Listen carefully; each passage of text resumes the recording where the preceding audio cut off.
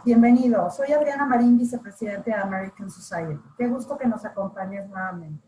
Como sabes, en American Society estamos haciendo un esfuerzo con grandes aliados para poderte traer contenidos relevantes e importantes que te ayuden en tu día a día en muchos temas. Tenemos todos los días cosas muy interesantes que te pedimos que estés enterado de lo que vamos a presentar, de lo que estamos trabajando todo el tiempo para ti, a través de nuestras redes sociales, donde te pedimos que nos sigas en Facebook, Twitter e Instagram. Asimismo, quisiera agradecer el generoso patrocinio de las empresas aliadas de American Society, que sin su ayuda esto no podría ser posible. Mil gracias a Dow, EY, La Moderna, Constellation Brands y 3M. Los saluda Larry Rubin, presidente de la American Society. Hola, ¿qué tal? Soy Patricia Kelly, presidenta del Events and Image Committee de la American Society. Platicarte un poco de la American Society fue fundada en 1942 por el entonces embajador de Estados Unidos en México, George S. Messersmith, y líderes de la comunidad americana de ese tiempo. El American Society, a lo largo de los años, ha venido haciendo una serie de eventos, apoyando a la comunidad, trayendo a mexicanos y americanos para que estén más comunicados y verdaderamente construyendo puentes de amistad, de relaciones entre mexicanos y americanos, entre México y Estados Unidos. Hoy la comunidad americana son 2 millones de norteamericanos viviendo en México, miles de empresas creando empleos para mexicanos y mexicanas y cientos de organizaciones lucrativas apoyando a la comunidad en la República Mexicana. Totalmente. Y aparte de esto, el presidente honorario de nuestra organización siempre ha sido y actualmente es el embajador de Estados Unidos en México. Hoy, Christopher Landau. Juntos, toda esta comunidad que Patty y yo les hemos platicado, hacemos el American Society y nuestro objetivo es poder ayudar y apoyar y coadyuvar para que la relación bilateral México-Estados Unidos trabaje y trabaje todavía más de cerca. Sean ustedes muy bienvenidos. Gracias.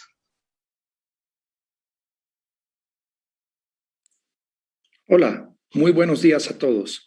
Bienvenidos a un evento más en The American Society of Mexico.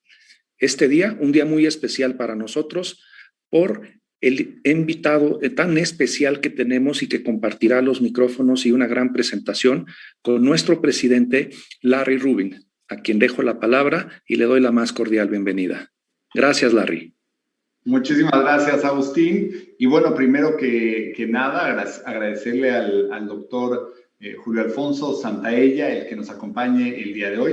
De igual forma, un agradecimiento muy particular a Geraldine González, miembro del American Society, y gracias a sus esfuerzos, pues que nos está acompañando el día de hoy el doctor.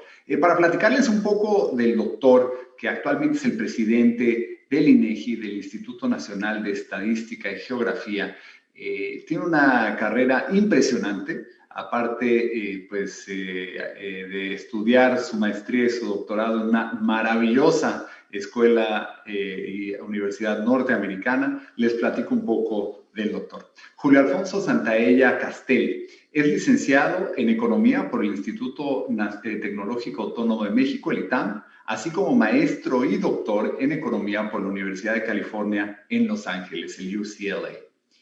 Desde el 2017 a la fecha, ha venido fungiendo como el presidente del INEGI. Del 2001 al 2015 se desempeñó en el Banco de México como coordinador ejecutivo del Fondo Mexicano del Petróleo para la Estabilización y el Desarrollo, como gerente de información y análisis y director de apoyo en las operaciones de Banca Central, al igual que como investigador en la Dirección General de Investigación Económica y en la Junta de Gobierno. En el ámbito académico ha sido investigador y docente en el ITAM y dirigió la coordinación del Centro de Economía Aplicada, encabezó la jefatura del Departamento Académico de Economía y fue director adjunto en el Centro de Análisis e Investigación Económica.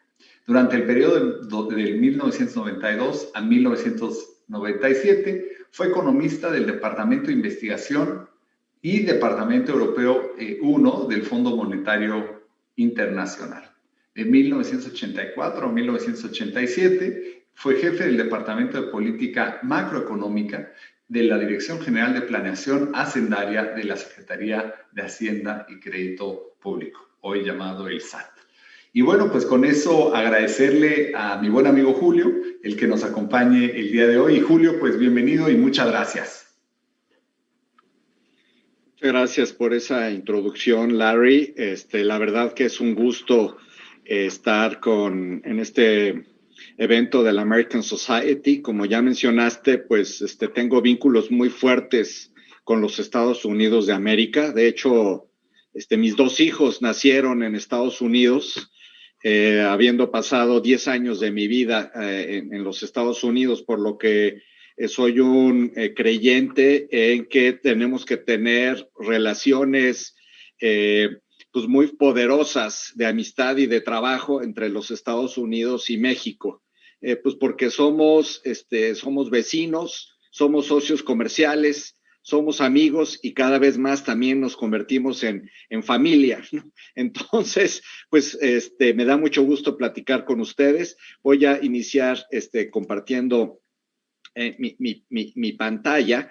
El día de hoy deben ustedes estarla viendo en esta sesión de la American Society. Pues la idea es platicarles sobre dos grandes temas, dos apartados, uno que tiene que ver con el censo de población y vivienda y luego terminar con los impactos de la COVID y el trabajo que ha hecho el INEGI alrededor de ese fenómeno. Dejen comentar primero sobre el censo de población y vivienda.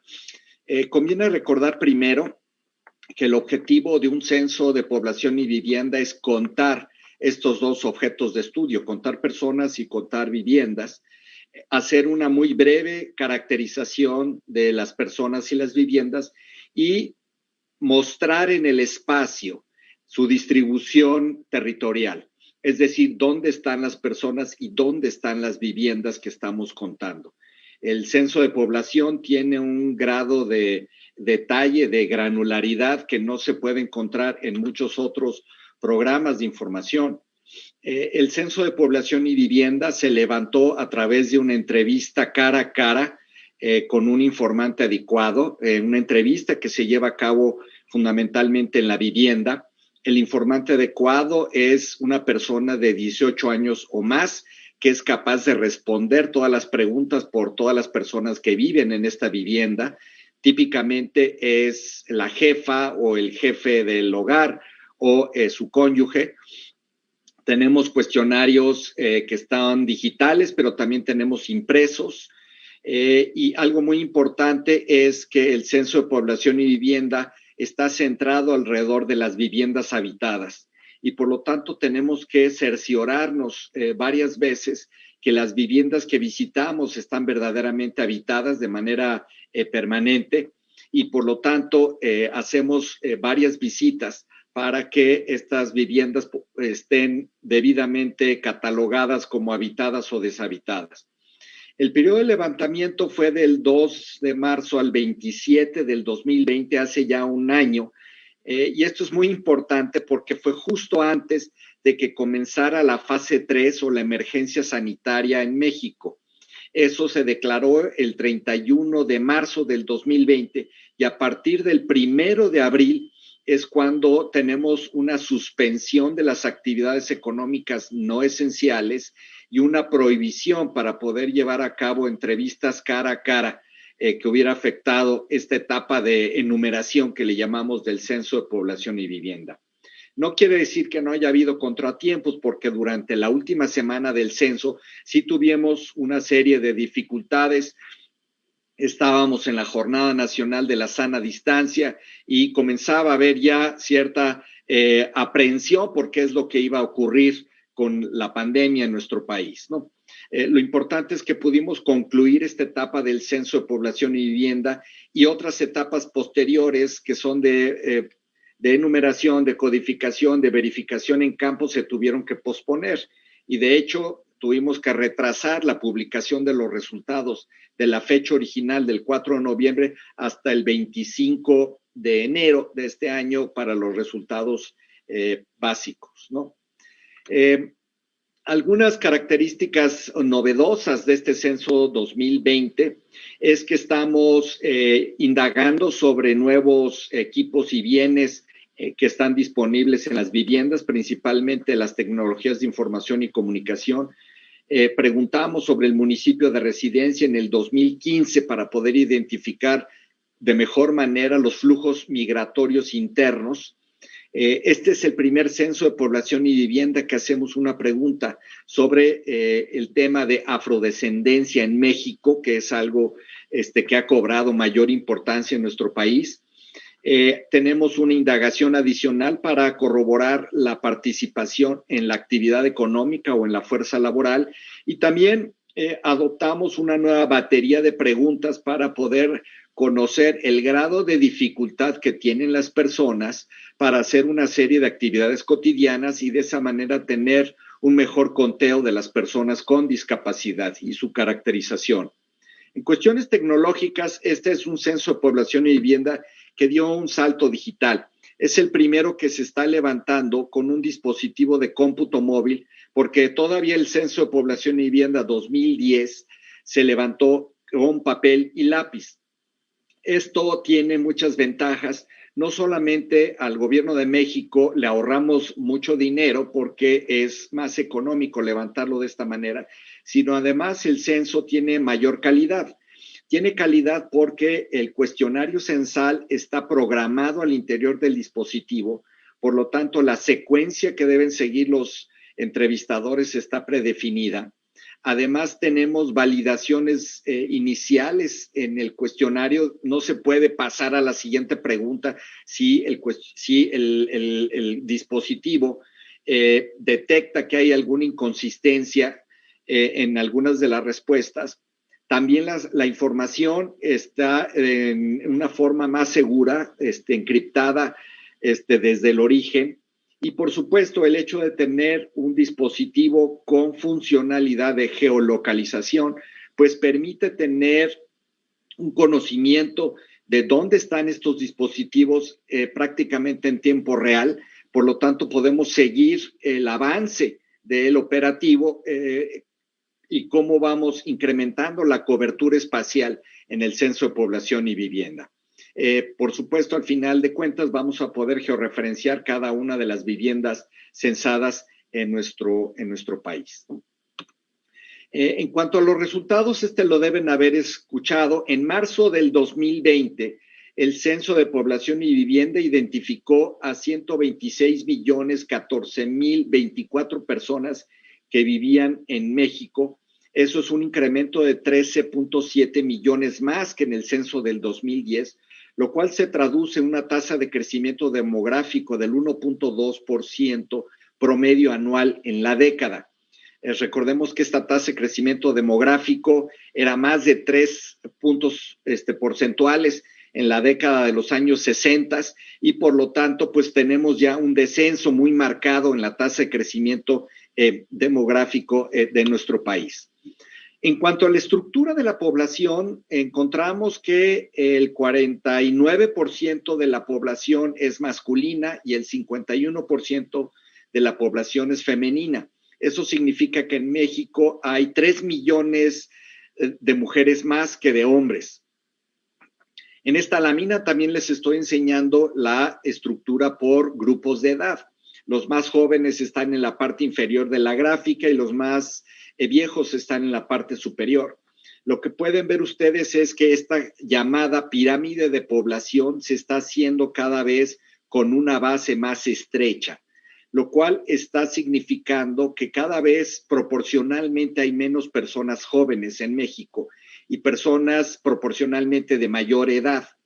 Eso también se ve en la edad mediana, que es prácticamente el promedio en México, que pasó de 22 años en el año 2000 a 29 años en el año 2020.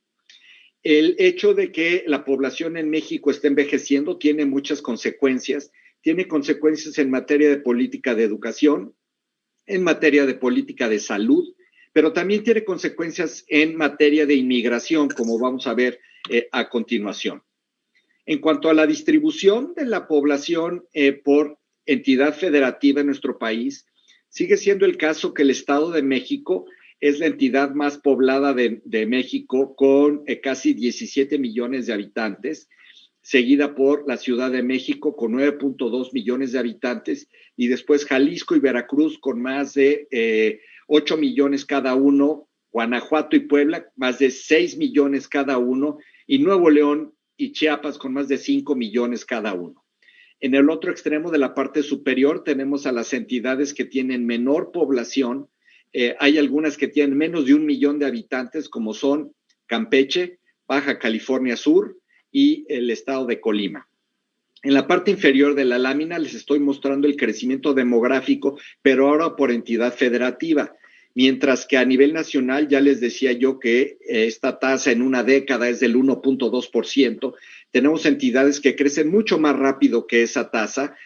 Por ejemplo, Quintana Roo, pues casi triplica esa tasa de crecimiento con un 3.5% anual en promedio del 2010 al 2020. También tenemos crecimientos superiores al 2% en Nuevo León, en Baja California Sur y en Querétaro. En el otro extremo, del lado derecho, tenemos que entidades como Veracruz, Guerrero y la Ciudad de México están creciendo mucho más despacio que el promedio nacional. Identificando a la población por zonas metropolitanas, aquí tenemos las 10 zonas metropolitanas más pobladas del país. En estas 10 zonas metropolitanas vive el 37% de la población en marzo del 2020. La más grande es la zona metropolitana del Valle de México, donde está la Ciudad de México con 21.8 millones de habitantes, seguidas de Monterrey y Guadalajara, cada una de ellas con cerca de 5.3 millones de habitantes.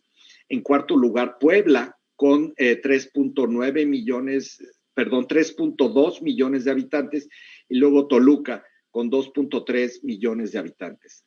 Luego tenemos otras ciudades. Quiero destacar 2 que están en la frontera norte de México, frontera sur de los Estados Unidos, como son Tijuana, 2.2 millones de habitantes, y Juárez, con 1.5 millones de habitantes. Ahora, uno de los datos que ya les había yo anunciado es la disminución del crecimiento demográfico. En parte esto tiene que ver con una disminución de la tasa global de fecundidad en nuestro país. Se espera que a lo largo de la edad de fertilidad de una mujer en México tenga 1.9 hijos en promedio. Esto era 2.4 hijos o hijas en promedio en el año 2010, por lo tanto tenemos una disminución, y lo que pueden ver ustedes en esta gráfica es que prácticamente para todas las edades tenemos esa disminución. Sigue siendo el caso que tenemos un número importante de mujeres adolescentes entre 15 y 19 años de edad que tienen tasas de fecundidad relativamente elevadas.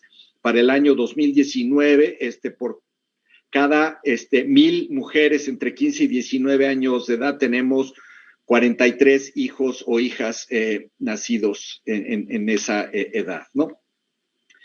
Uno de los datos que pensé que sería de interés para la American Society es el número de personas nacidas fuera de México, pero que están residiendo en nuestro país. Un total de 1.2 millones de personas nacidas fuera de México. Casi 800,000 personas nacidas en los Estados Unidos viven o residen, ese es el concepto más preciso, en México. Donde tenemos el número más elevado de personas nacidas fuera de México son en los estados de Baja California y luego en la Ciudad de México. Pueden ver que en los estados del norte como Baja California, Chihuahua, pero también del occidente como Jalisco y Michoacán, la proporción de personas nacidas en los Estados Unidos es más elevada. En la Ciudad de México y en los estados del sureste tenemos menor proporción de personas nacidas en los Estados Unidos. De hecho, estamos identificando en este mapa esas 800,000 personas que nacieron en los Estados Unidos, en donde están ubicadas en mayor número. tenemos que en 3 municipios de la frontera norte, en Mexicali, en Tijuana y en Ciudad Juárez, son donde tenemos el mayor número de personas nacidas en los Estados Unidos. Y de hecho, en la tabla del lado derecho pueden ver ustedes que prácticamente todos los municipios de la frontera, incluyendo hasta Ensenada, en Baja California, pues tienen números importantes de personas que residen en México, pero que nacieron en los Estados Unidos. Otro fenómeno importante con migración, aunque esto se refiere a migración interna, es cómo ha cambiado a nivel de los estados los flujos entre las distintas entidades federativas. Es algo que se conoce como migración interna, y en esta gráfica estamos sacando el saldo migratorio interno neto, es decir, sumamos los inmigrantes y le restamos los emigrantes, de tal manera que del lado izquierdo de la gráfica tenemos un saldo migratorio interno neto positivo, es decir, estos estados son receptores netos de población, y del lado derecho tenemos un saldo migratorio neto negativo. Estos estados son expulsores netos de población. Lo que podemos observar es que estados fundamentalmente con una vocación turística o una vocación industrial son los que están recibiendo principalmente población de otras entidades del país. Estos están en el lado izquierdo, como Quintana Roo, Baja California Sur, Querétaro, Nuevo León, Baja California.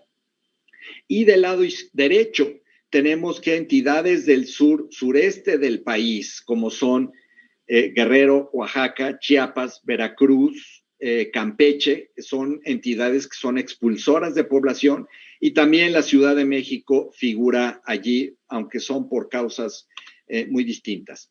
Hablando de causas, podemos identificar por qué es que la gente está cambiando de residencia en estos 5 años. Para el total del país identificamos a 6.9 millones de personas que cambiaron de residencia de municipio entre el 2015 y el 2020. La razón más importante fue, siendo mexicanos o viviendo en México, es para reunirnos con la familia. Casi 37% de las personas se cambió de residencia, de municipio de residencia por eso. Pero luego en segundo y en tercer lugar ya comienzan a mostrarse causas de índole económica. 16% reportaron haber cambiado de municipio de residencia para ir a buscar trabajo. 12% lo hicieron porque recibieron una oferta de trabajo o cambió de trabajo. Luego el 9.2% reporta que entró en una unión de pareja y eso lo llevó a cambiar de residencia. 7% reporta a nivel de cambio de residencia por estudios, y finalmente en sexto lugar ya está los temas de inseguridad delictiva o por violencia, ¿no? Hablando de la emigración internacional, en el cuestionario ampliado podemos identificar que un poco más de 800,000 personas entre 2015 y 2020 migraron del país a otro lugar. Casi 3/4 partes de ellos se fueron a los Estados Unidos. Del lado izquierdo podemos ver la estructura o la configuración de estos emigrantes internacionales. 2/3 partes eran hombres y 1/3 parte eran mujeres. Predominan los emigrantes que son de edad joven, entre los 15 y los 34 años de edad, tanto para los hombres como para las mujeres. Y luego también identificamos que prácticamente 1/5 parte de ellos regresaron al país en esos 5 años que estamos considerando, ¿no? ¿Cuáles son las principales entidades donde identificamos los emigrantes hacia otro país, principalmente a los Estados Unidos? Pues están en el centro y occidente del país: Guanajuato, Jalisco, Michoacán, pero también comienza a haber de Oaxaca, del Estado de México, Veracruz, Chihuahua y Guerrero, por citar los más importantes. El censo identifica cuestiones de etnicidad. Aquí estoy mostrando los datos de autoadscripción, es decir, cuando uno se considera ser partícipe del indigenismo. 23 millones de personas que habitan en México se consideran indígenas. De estas 23 millones, solamente 7 millones, poco más de 7 millones, hablan una lengua indígena. Entonces, la autoadscripción prácticamente se triplica con respecto a las personas que hablan esa lengua. Y ya les decía yo, por primera vez se identifica en México a 2.6 millones de personas que se consideran afromexicanas o afrodescendientes. En cuanto a las dificultades para hacer actividades cotidianas, 20.8 millones de personas en México tienen algún tipo de dificultad para ver, para caminar, para oír. Una vez que tomamos el grado de severidad con que esta afectación está presente, podemos identificar a 6.2 millones de personas con discapacidad, a 1.6 millones de personas con algún problema o condición mental, y luego tenemos el resto, 13.9 millones de personas cuyas dificultades son relativamente leves, ¿no? En cuanto a escolaridad promedio, a nivel nacional tenemos que aumentó 2 años del 2000 al 2020. Ahora en 2020, en promedio en México, la escolaridad de los mayores de 15 años es de 9.7 años de edad. Eso equivale a nuestra secundaria. La escolaridad no es homogénea en el país. Tenemos mayor grado de escolaridad en la Ciudad de México y Nuevo León, y tenemos menor grado de escolaridad en el sur del país, Guerrero, Oaxaca y Chiapas. En el cuestionario empleado estimamos que el 22% de la población de 18 años y más concluyó educación superior. Esos son más de 19 millones de personas, y el campo que predomina como en estos estudios superiores es la administración y los negocios, y en segundo lugar vienen prácticamente empatadas las ciencias sociales y el derecho, la ingeniería, manufactura y construcción. Lo que se ha denominado STEM, the Science and Mathematics, solamente el 3% de los graduados están en esos campos de estudio. En el censo de población y vivienda identificamos en el cuestionario empleado temas de movilidad cotidiana, es decir, cuando las personas viven en un municipio y se tienen que desplazar para ir a estudiar en una escuela o para ir a trabajar a su centro laboral. Tenemos que cerca del 53%, 54% de las personas tardan 30 minutos o menos para desplazarse a su lugar de trabajo. Predomina el desplazamiento a través de un vehículo particular, una de cada 3 personas, aunque muy cercano a esa proporción también hay una tercera parte que se transporta a través de camión, taxi, combi o algún otro tipo de transporte colectivo. Pasando al otro dominio de estudio, que son las viviendas, tenemos identificadas 35.2 millones de viviendas ocupadas en nuestro país. Eso implica un crecimiento del 2.2% en el crecimiento de las viviendas habitadas. Dado que las viviendas están creciendo al 2.2 más rápido que la población, eso significa que en promedio la ocupación por vivienda está cayendo. 4.4 personas ocupaban una vivienda en promedio en el año 2000 y en el año 2020 solamente 3.6 personas en promedio.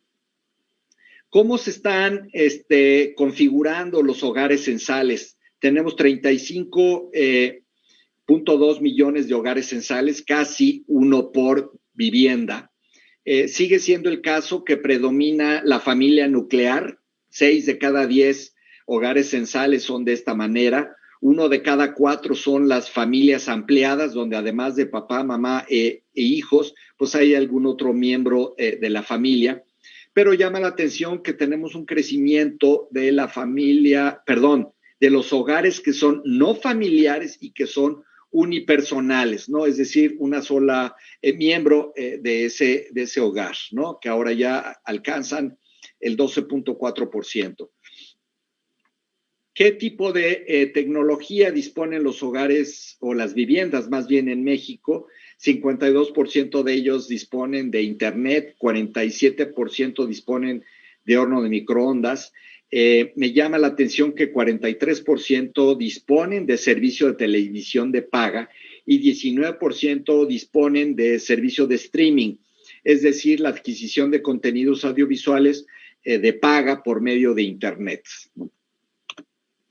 Ahora pasaríamos a la segunda parte de la presentación sobre el impacto de la COVID-19 en México. El INEGI tuvo que llevar a cabo una serie de actividades, en primer lugar, para poder mantener la continuidad de su información estadística durante los meses de abril hasta mediados de julio. No podíamos llevar a cabo entrevistas cara a cara y levantamos una serie de encuestas por medio telefónico, entre otras la de ocupación y empleo, la de confianza del consumidor, pero también una encuesta sobre el impacto COVID-19 y el mercado laboral, y una que dimos a conocer justamente el día de hoy sobre el impacto COVID-19 y la educación en México, ¿no? Esa, repito, el día de hoy se dio a conocer.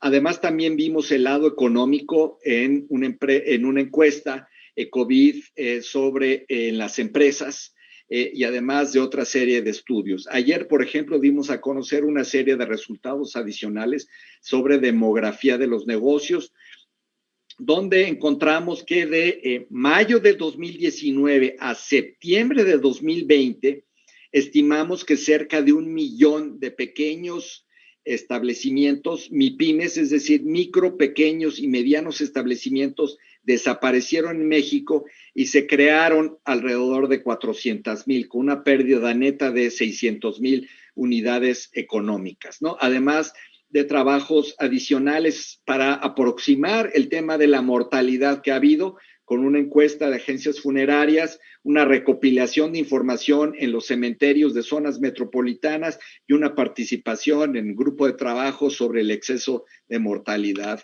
en México, ¿no? Una de las cosas que llevamos a cabo para atender demandas adicionales fue formar un micrositio COVID, donde aglutinamos muchos de estos programas especiales y también reportamos cuál ha sido el impacto de la COVID-19 sobre distintos programas de información, porque algunos negocios, como ya dije, han estado cerrados y tenemos que ajustarnos, ¿no?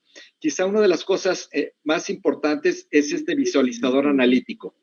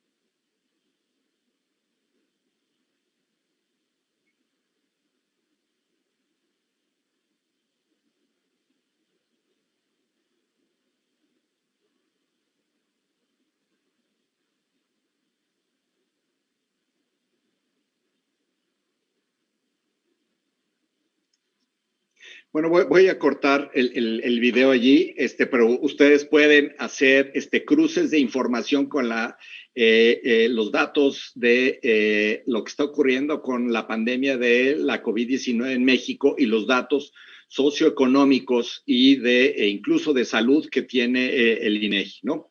Ahora, sobre el impacto de la COVID en nuestro país, pues un par, 2, 3 láminas para comentar lo que está ocurriendo. En nuestro país el Producto Interno Bruto tuvo una disminución muy importante en el segundo trimestre cuando comenzó cierre o confinamiento de las actividades económicas y luego se ha recuperado. Para el total del país, en el año cayó 8,5% el Producto Interno Bruto en el 2020 y no hemos alcanzado a recuperar los niveles que teníamos antes de la pandemia. Uno de los ejercicios que hemos estado haciendo en el INEGI son ejercicios de nowcasting, donde tratamos de dar información más oportuna sobre algunas variables económicas. En la lámina pueden ver ustedes a la izquierda sobre la actividad manufacturera y a la derecha sobre la actividad económica. Este es un ejercicio de nowcasting sobre el IGAE, que es el Indicador Global de Actividad Económica. En el impacto en el empleo también ha sido muy severo para nuestro país. Como en muchos otros países, lo que se observó durante los primeros meses de la pandemia fue una disminución de la fuerza laboral y por consiguiente también de la ocupación. En México, cerca de 56 millones de personas estaban ocupadas antes de la pandemia. Hubo un descenso muy fuerte a cerca de 44 millones durante el segundo trimestre del año y hemos recuperado hasta 52 millones de personas ocupadas en el mes de enero ya de este año, ¿no? Todavía estamos cerca de 2 millones por debajo de lo que estaba ocurriendo. En términos de la tasa de desocupación, ha habido un incremento, pero no ha sido tan considerable como se ha observado en otros países por distintas razones que podemos platicar. Teníamos alrededor de 2 millones de personas desocupadas antes de la pandemia y ahora tenemos cerca de 2,5 millones desocupadas. Lo que ha ocurrido es que fuera de la fuerza laboral hay un número importante de personas que están disponibles para ir a trabajar. Antes de la pandemia, cerca de 5 o hasta 6 millones de personas que están fuera de la fuerza laboral decían que podrían incorporarse, es decir, están disponibles para trabajar y eso pues ya está llegando casi a 10 millones de personas en las últimas encuestas de ocupación y empleo. En términos de inflación, pues hemos tenido un incremento modesto todavía en los precios, principalmente en los alimentos y tanto procesados como frescos. Y recientemente, pues sí hemos observado un incremento en los precios de los energéticos, ¿no? Hemos observado también cómo tanto en los consumidores como en las empresas durante la pandemia hubo una disminución muy importante en la confianza, tanto consumidores como empresarial, que se ha venido recuperando sin alcanzar los niveles previos a la pandemia.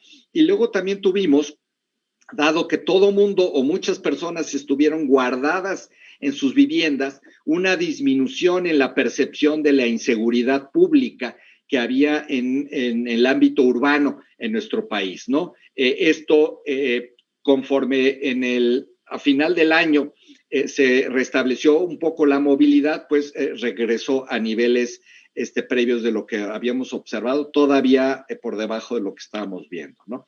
Déjenme cerrar nada más diciendo que tenemos otra serie de programas importantes que vamos a seguir dando a conocer. Mañana vamos a dar a conocer la Encuesta Nacional de Cultura Cívica, un proyecto en conjunto con el INE, y luego daremos otra serie de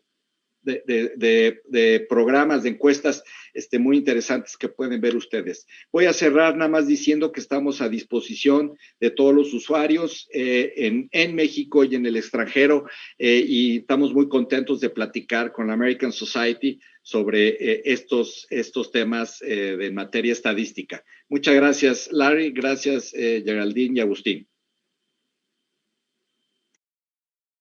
Al contrario, muchísimas gracias, Julio. Y aparte, un año complicado para ustedes, un año que siempre los inicios de década son años muy importantes para para la labor que hacen, y sin duda el 2020, como tú lo comentabas, un año de COVID, pues fue cuando justo tenían que hacer su trabajo.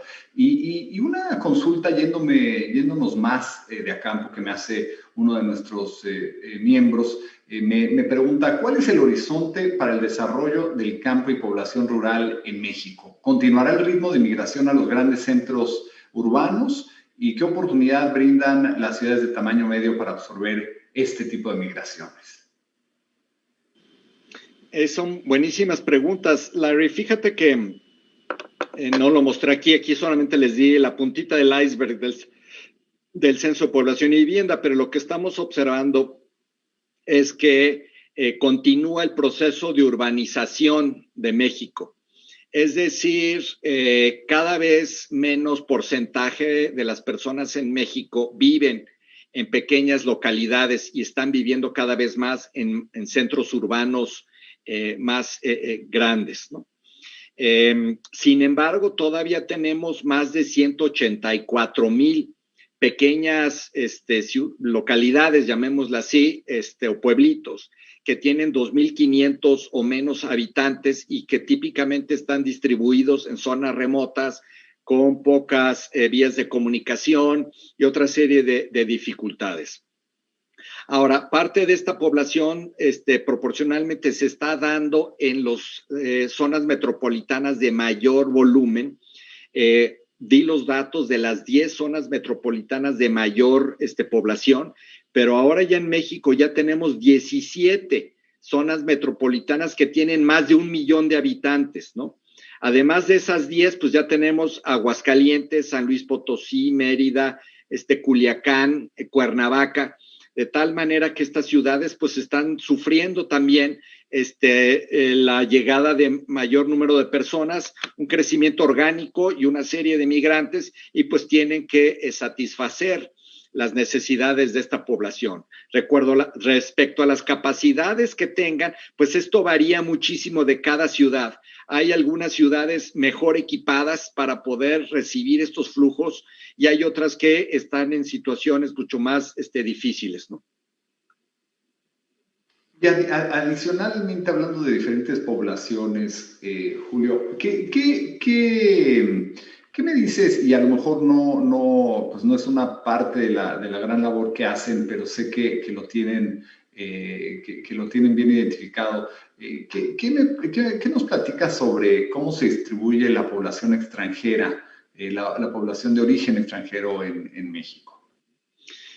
Mira, Larry, como mostraba yo en la lámina, pues la conexión más importante se da en el norte del país, ¿no? Es decir, claramente en los estados de Baja California, Sonora, Chihuahua, Coahuila, Nuevo León y Tamaulipas, que son todos colindantes con los Estados Unidos, tenemos mayores proporciones de esta población no nacida en México y principalmente nacida en los Estados Unidos. El censo también nos puede arrojar los datos donde hay algunos otros centros de población, donde hay personas nacidas fuera del país de manera importante. No es sorprendente que centros urbanos importantes como la Ciudad de México, Guadalajara y Monterrey, pero también destacan Cancún o Acapulco, presenten un cierto grado de presencia de personas extranjeras. Los Cabos, ¿no? En Baja California Sur es otro de los que destacan en este aspecto, aunque podemos dar los números municipio por municipio. Mira, eso está verdaderamente asombroso. Y en cuestión de fallecimientos de COVID, yo sé que puede ser algo complejo, ¿no? Y demás, pero veíamos que hasta el mes de agosto lo reportaron, ¿no? Y en ese momento tenían como 33,000 de diferencia con la Secretaría de Salud. Ya han vuelto a reportar los datos. ¿Cómo va todo ese proceso, Julio? Mira, 27 de enero reportamos que de enero a agosto del 2020 identificamos 684,000 defunciones registradas en nuestro país. comparadas con 500,000 que estábamos anticipando, ¿no? Es decir, hay un exceso de mortalidad que se estima en unos 184,000 personas y de las cuales efectivamente, ya que vemos por causa, pues en estos momentos la causa por COVID, si bien es la más importante, quizá no destaca tanto como algunas otras que están posiblemente asociadas, como las enfermedades cardiovasculares y la influenza y otra serie de enfermedades. No hemos vuelto a publicar esa información. Vamos a dar ya el dato de todo el 2020 hacia final de julio del 2021, aunque venimos trabajando con el grupo interinstitucional de la Secretaría de Salud, del Seguro Social, el Registro Nacional de Población, la Organización Panamericana de la Salud, y ya identificamos más de 1 millón de defunciones en nuestro país en el año 2020. Eso se compara con poco más de 700,000 que normalmente ha venido habiendo. Entonces ya sabemos que hay un volumen, como lo anticipamos hasta agosto, pues ya con el cierre del año tenemos más de 1 millón de funciones, lo cual nos va a hablar de que sí va a haber un volumen importante de defunciones por todas las causas, incluyendo la COVID. Claro, no, totalmente. Y hablando de COVID, en las empresas establecidas, ustedes han señalado que se han perdido 1 millón de negocios por el tema de COVID, pero de igual forma surgieron 600,000 empresas nuevas. ¿Realmente recobramos parte del valor de la economía o cómo impacta esto las proyecciones a medio plazo? Mira, déjame precisar el dato. Eso es nada más del universo de micro, pequeñas y medianas empresas. Se perdieron 1 millón y se crearon 400,000. Por lo tanto, tenemos una pérdida neta de 600,000. Pero en términos de ocupación, la pérdida es mayor, porque las nuevas empresas que se crearon en promedio ocupan un número menor de trabajadores que las que se perdieron, ¿no? Y además las empresas sobrevivientes también perdieron ocupación. En otras palabras, como lo muestra la encuesta de ocupación y empleo, no hemos recobrado toda la actividad económica ni todo el empleo que teníamos antes de la pandemia. Caímos 8,5%. En términos económicos, medido por el Producto Interno Bruto. Y bueno, los analistas tienen pronósticos que van entre el 4 y el 5% de crecimiento para el 2021, lo cual todavía va a dejar por debajo de lo que se tenía en el 2019. Larry. No, muchísimas gracias. Y por último, Julio, en cuestión de participación de personas con discapacidad en la economía formal, ¿cómo has venido observando esa tasa? Esta es una pregunta muy importante de la que hemos venido trabajando paulatinamente. Quizá le voy a ceder la palabra a nuestro director general de Estadísticas Sociodemográficas, Edgar, porque como identificamos en el censo el número de personas con discapacidad y el grado de condición económica, podemos saber qué es lo que está pasando, no necesariamente su evolución en el tiempo. Edgar, no sé si tú puedes hacer algún comentario sobre este tema. Sí, presidente.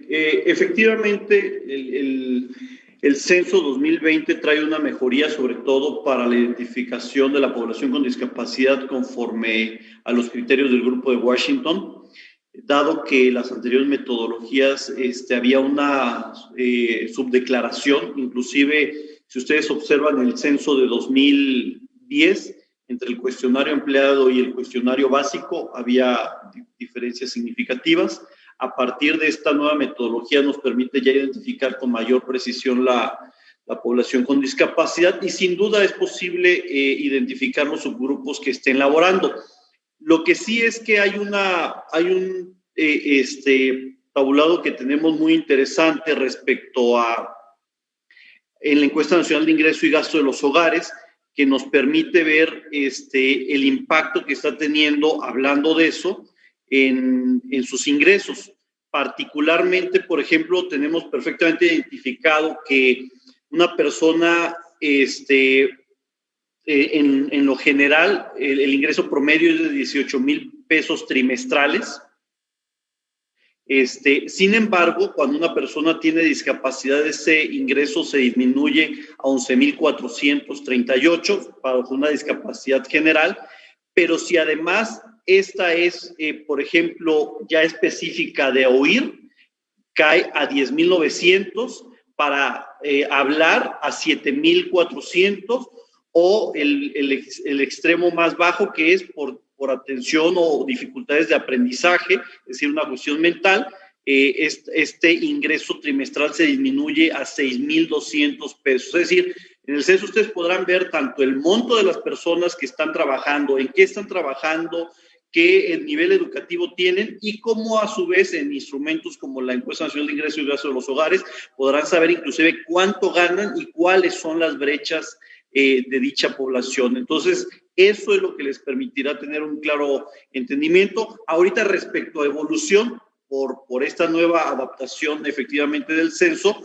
el 2010 traía un subregistro, pero inclusive el censo 2020 ya es convergente con otra encuesta, que es la de dinámica demográfica, que era hasta ese momento, la que mejor identificaba la población con discapacidad, y actualmente ya en más de 7 punto y tantos millones, ambos instrumentos logran identificar las poblaciones. Muchas gracias, Edgar, y gracias, doctor. Pues un agradecimiento muy especial, doctor Santaella, la verdad, por acompañarnos. El presidente del INEGI nos ha brindado ahorita a lo largo de esta mañana información muy valiosa, que no nada más sirve para entender mejor a México, sino también sirve para tomar mejores decisiones de negocios. Interesantísimo la cantidad de tecnología que hoy ya se ve en el INEGI gracias a tu liderazgo, Julio. Y la realidad es que en años y en tiempos muy complicados para llevar estadística, para salir al mercado, ¿no? y levantar información, creo que el INEGI hizo un trabajo espectacular, lo cual te felicitamos. En el American Society lo hemos comentado muchísimo, en las empresas igualmente. Y bueno, pues agradecerte nuevamente el que nos acompañes. Esperemos pronto nos puedas volver a acompañar, y ahora nos quedaremos en unos minutos más con el doctor Santaella y el grupo de Public Affairs Task Force, pero no sin antes despedirnos de nuestra audiencia en Facebook, en nuestra página, en Foro Virtual, y en todas las plataformas en donde nos siguen en esta gran y maravillosa explicación y detalle de lo que hace el INEGI, lo que ha encontrado el INEGI a lo largo de los años. Nuevamente, Julio, muchísimas gracias por acompañarnos. Muchas gracias, Larry. El placer es mío. Es siempre muy motivante exponer el trabajo que hace el INEGI, en este caso, pues el Censo de Población y Vivienda. Muchísimas gracias. Y ahora, bueno, pasamos, creo que ya ahí nos paran de firmarme y me confirman para pedirle a nuestra presidenta del comité. Perfecto. Entonces, ahora sí le pido a Patti